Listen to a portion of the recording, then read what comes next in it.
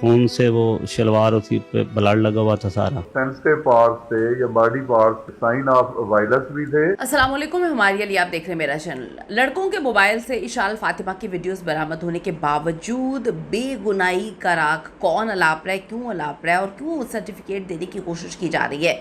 Aspire college की कहानी सच साबित होती हुई नजर आने लगी। खलीलुर रहमान आखिर किसके लिए जो है वो काम करता है? क्या ये मुल्ज़िमान किसी बहुत बड़े माफिया या फिर बाअसर अफराद के कारिंदे हैं जो मासूम लड़कियों को पहले ट्रैप करते हैं, फिर उनको शुगर डैडीज को सप्लाई किया जाता है, या फिर कुछ ऐसी चीज़ें की जाती हैं जो बयान करना भी खौफनाक है।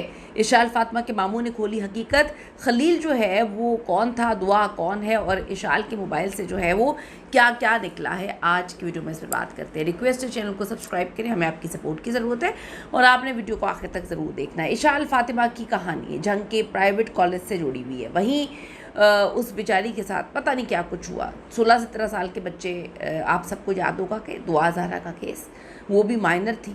तो बात यहाँ पर यह है कि बच्चों से भी गलतियाँ हो जाती हैं, पेरेंट्स से भी गलती होती है। तो क्या जब दुआ ज़हरा के से गलती हुई या उसको ट्रैप किया गया या उस बेचारी के साथ जो कुछ हुआ, क्या उसको छोड़ दिया गया? नहीं। क्या उसको फेंक दिया गया? नहीं। क्या उसको मरने के लिए डाल दिया गया? नहीं। अब इशाल की जो कहानी है वो जंग के प्राइवेट कॉलेज से जुड़ी हुई है। वहीं उसी कॉलेज में जहाँ कभी वो खुशी खुशी दाखिला लेने गई थी, अब वहीं उसके लिए डर का बाइस था। वहाँ हर रोज़ कोई उससे ब्लैकमेल कर रहा था, कोई हवस भरी निगाहों से देखने वाला मौजूद था।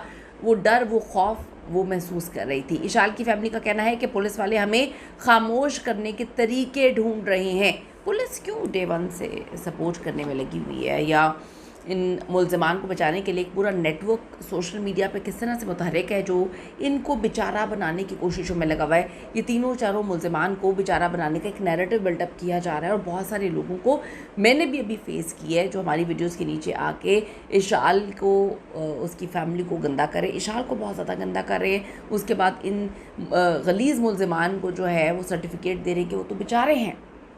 अब आप ये देखिए कि एक 17 साल की बच्ची को किस तरीके से ब्लैकमेल किया जा रहा था, फिर उसको जो है अधमरी हालत में हॉस्पिटल में फेंक दिया गया। ये यकीन जो है डेफिनेटली ये चीज़ें हमें भी समझ आ रही हैं, आप भी जो बाशऊर लोग हैं उनको समझ आ रही हैं कि इसके पीछे कितना बड़ा माफिया, कितना बड़ा जो है नेटवर्क है। ये यकीनी बनाया कि इशाल जो है कोई बयान ना दे सके, उसको अधमरा अस्पताल में फेंका, वो बात भी करने के काबिल नहीं थी। और अब इशाल के किरदार को जो है उसकी धज्जियाँ उड़ाई जा रही, क्योंकि विक्टिम ब्लेमिंग तो हमारे माशरे का बहुत ज़्यादा कॉमन जो है फेल है कि अगर 2 महीने की बच्ची के साथ भी जिनसी ज़्यादती होगी तो अब लोग ये कहेंगे या कह भी रहे होंगे कि जी उस बच्ची ने जो है वो आंख मारी होगी या कुछ आगे पीछे उस आदमी के जो है जलवे दिखाए होंगे कि उसने 2 माह की बच्ची को भी जिनसी ज़्यादती का निशाना बना दिया। एक वाह, फिर जिनसी ज़्यादती, फिर दोस्तों की दावत, और जब लड़की में कुछ ना बचा तो जो आधी लाश है हॉस्पिटल के अंदर फेंक के चले जाते हैं। इशाल फातिमा के मामू ने इंकशाफ किया कि ताज़ा तरीन इतला हमारे पास ये है कि 10 ऐसे सरकारी हेल्थ मुलाजमीन जो हैं वो ट्रेस हुए हैं जो जाली और फिर 2 नंबर पोस्टमार्टम रिपोर्ट्स बनाने का धंधा करते थे। इब्तिदा में हर पुलिस अफसर ने हमें कहा कि आप की बच्ची के साथ जुल्म और ज़्यादती हुई है, लेकिन जैसे ही बासर अनासर केस में दाखिल हुए हमारा केस एक मामूली वाक़या बन गया और पुलिस ने हमारे केस पर ध्यान देना बंद कर दिया। तो इससे तो ये जाहिर हो रहा है ना कि वो तीनों चारों मुल्ज़िमान किसी बहुत बड़े माफिया का हिस्सा हो सकते हैं या मुबैना तौर पर उनकी कोई पुष्टपनाही कर रहा है। कितनी हैरानगी की बात है कि सीसीटीवी फुटेजेस होने के बावजूद मुल्ज़िमान पर कुछ साबित नहीं हो रहा। अगर ये वीडियोस ना होती तो हम अपनी बच्ची का लहू किसके हाथों पर तलाश करते। लगता है इशाल की मौत का गम साथ लेकर हम कब्र में चले जाएंगे। जो इस माशरा, कानून और इंसाफ की हालात हैं, वो कहते हैं कोई मौज़ा ही हो जाए, कोई मसीहा ही आ जाए तो हमें इंसाफ मिल जाए। अब तो इंसाफ के नाम पर जो है रिलीफ हमने जो देखा है मुल्ज़िमान को मिल रहा। कितने अफसोस की बात है, कितने दुख की बात है। ये बात काफ़ी हद तक दुरुस्त है कि इशाल फातिमा की फैमिली को मीडिया के सामने जो है बिठाकर पुलिस वाले तसल्लियाँ तो दे रहे हैं, लेकिन ये नहीं बता रहे कि कातिल कौन है।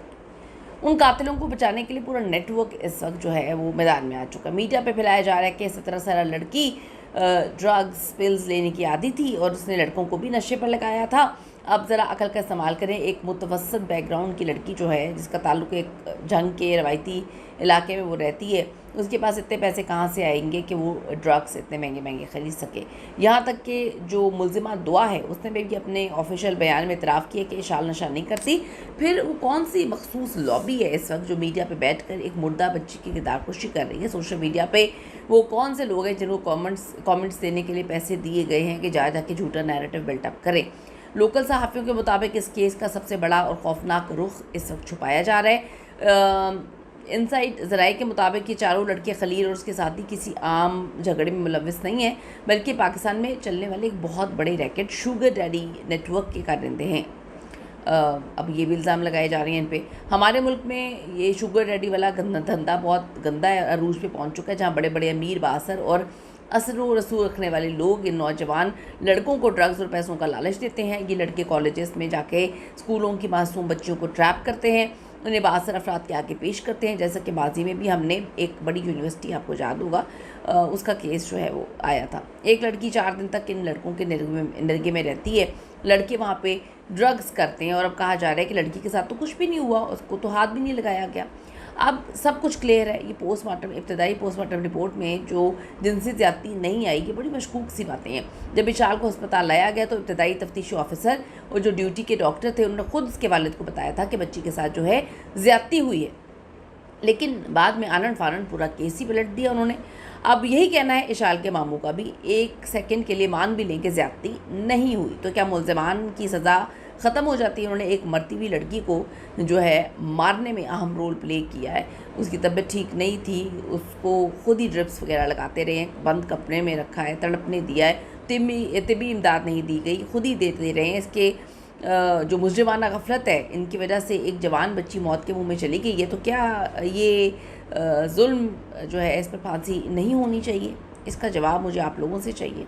और दूसरी बात ये कि एज अ पेरेंट हम सबको ये समझने की ज़रूरत है कि हम अपने बच्चों को अपने से इतना करीब करें कि कोई और हमारे बच्चों के इतने करीब ना आ सके। ये उम्र इस तरह की है, चाहे लड़के हैं या लड़कियां हैं। आजकल इतने गलीज़ लोग बाहर नेटवर्क्स चला रहे हैं। कोई डार्क वेब पे गंदगी कर रहा है, कोई ड्रग्स पे लगा देता है, कोई शुगर डैडी वाले मामलात हैं, कोई जो है मैं क्या कहूँ, गलीज़ कामों पे लगा देता है।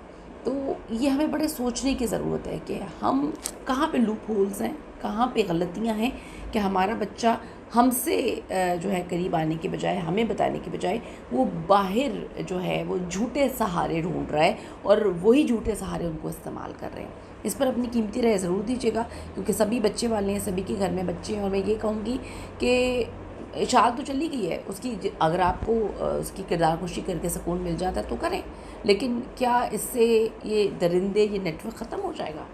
कीमती राय ज़रूर दीजिएगा, सपोर्ट करें, फैमिली को इंसाफ मिले। See you in the next video लाने के बाद।